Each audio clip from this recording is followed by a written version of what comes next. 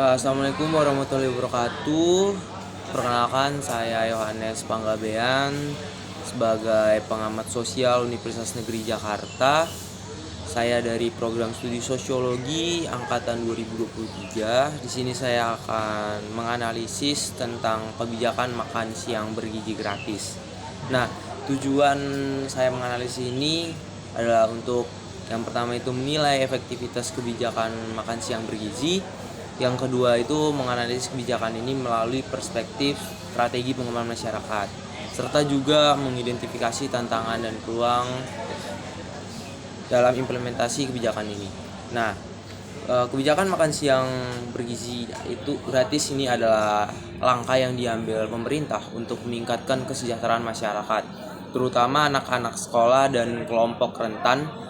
Tujuan utama dari kebijakan ini adalah memastikan bahwa setiap individu mendapatkan akses terhadap makanan sehat yang mendukung pertumbuhan dan perkembangan mereka. Di banyak tempat, gizi buruk dan stunting masih jadi masalah besar, dan menyediakan makanan bergizi bisa jadi solusi efektif untuk mengatasi hal itu. Nah, selain manfaat langsung bagi kesehatan, kebijakan ini juga punya dampak yang lebih luas dalam kehidupan sosial dan ekonomi. Dengan menyediakan makanan siang bergizi secara rutin, anak-anak bisa lebih fokus belajar. Mereka gak gampang lelah atau kurang konsentrasi karena kekurangan nutrisi. Nah, selain itu, pendidikan tentang pola makan sehat juga bisa ditanamkan sejak dini, sehingga mereka lebih sadar akan pentingnya memilih makanan yang baik untuk tubuh. Nah, dari sisi ekonomi, kebijakan ini itu bisa membantu menggerakkan roda perekonomian lokal.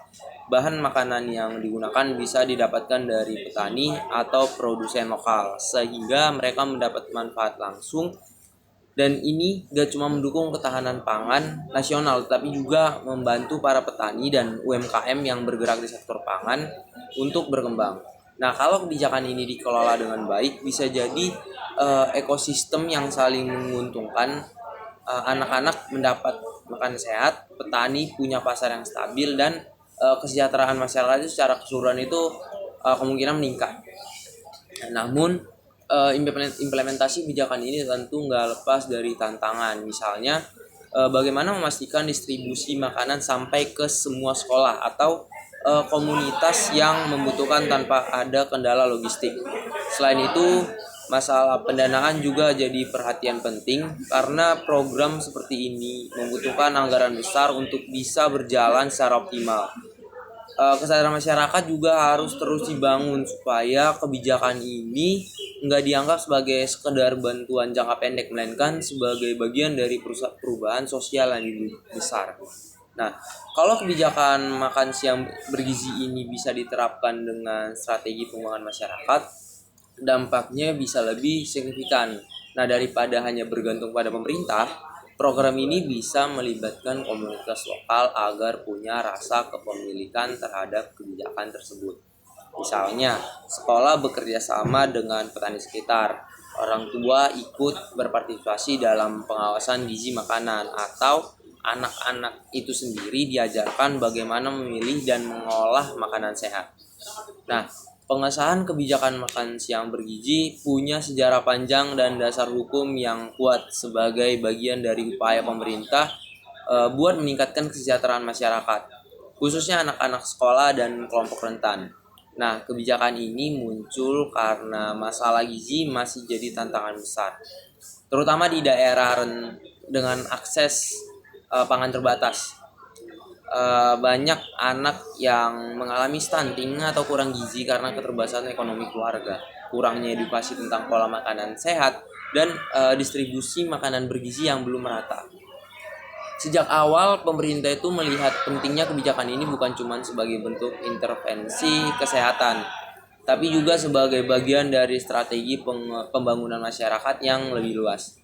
Nah, kebijakan ini didukung oleh berbagai regulasi yang berkaitan dengan kesehatan publik, pendidikan, dan kesejahteraan sosial.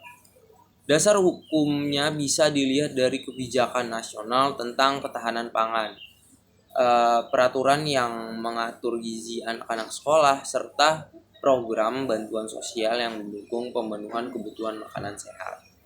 Kalau dilihat dari sejarahnya, konsep makan siang gratis atau subsidi makanan bergizi di sekolah bukan hal yang baru ya. Beberapa negara sudah lama menerapkan program seperti ini dengan tujuan meningkatkan kualitas pendidikan dan kesehatan anak-anak. Di Indonesia itu sendiri, kebijakan serupa mulai diterapkan sebagai bagian dari strategi untuk menekankan angka malnutrisi serta meningkatkan akses anak-anak terhadap makanan sehat. Nah, pemerintah menyadari bahwa anak-anak yang kekurangan gizi nggak cuma berisiko mengalami gangguan kesehatan, tapi juga punya dampak jangka panjang terhadap kemampuan belajar dan produktivitas mereka di masa depan. Nah, selain manfaat kesehatan dan pendidikan, kebijakan makan siang bergizi gratis ini juga berkaitan erat dengan aspek ekonomi dan sosial. Dengan menggunakan bahan makanan dari petani lokal atau UMKM pangan, kebijakan ini bisa membantu meningkatkan kesejahteraan masyarakat yang terlibat dalam rantai pasok makanan. Ini nggak cuma sekedar memenuhi kebutuhan gizi anak-anak sekolah, tapi juga membuka peluang ekonomi bagi kelompok masyarakat yang bergerak di bidang pangan. Namun, kebijakan ini juga punya tantangan besar dalam implementasinya. Salah satunya adalah bagaimana memastikan bahwa program ini berjalan dengan baik di semua daerah, termasuk daerah terpencil dengan akses terbatas terhadap bahan makanan berkualitas. Masalah pendanaan juga jadi salah satu hambatan utama karena program makan siang gratis atau subsidi makanan membutuhkan anggaran besar untuk bisa berjalan secara efektif. Nah, selain itu, diperlukan sistem distribusi yang efisien supaya makanan yang diberikan tetap terjaga kualitas gizinya dan tidak mengalami kendala logistik. Nah, kebijakan makan siang bergizi bisa punya dampak besar buat masyarakat. Bukan cuma soal kesehatan, tapi juga ekonomi dan sosial. Kalau dilihat lebih jauh, program ini bisa jadi lebih dari sekedar makanan gratis. Bisa jadi alat untuk meningkatkan kesejahteraan, memberdayakan komunitas lokal, dan membentuk kebiasaan makan sehat sejak dini. Nah, kalau kebijakan ini berjalan dengan baik, anak-anak di sekolah bisa lebih fokus belajar karena mereka nggak lagi perlu khawatir lapar di tengah jam pelajaran. Selain itu, gizi yang cukup bikin mereka lebih sehat, lebih aktif, dan secara jangka panjang membantu mereka tumbuh dengan lebih optimal. Tapi dampaknya nggak cuma berhenti di anak-anak karena program ini juga bisa memperkuat ekonomi masyarakat sekitar. Misalnya, kalau bahan makanannya berasal dari petani lokal atau usaha kecil di daerah sekitar, mereka bisa punya pasar yang lebih stabil dan pendapatan lebih baik.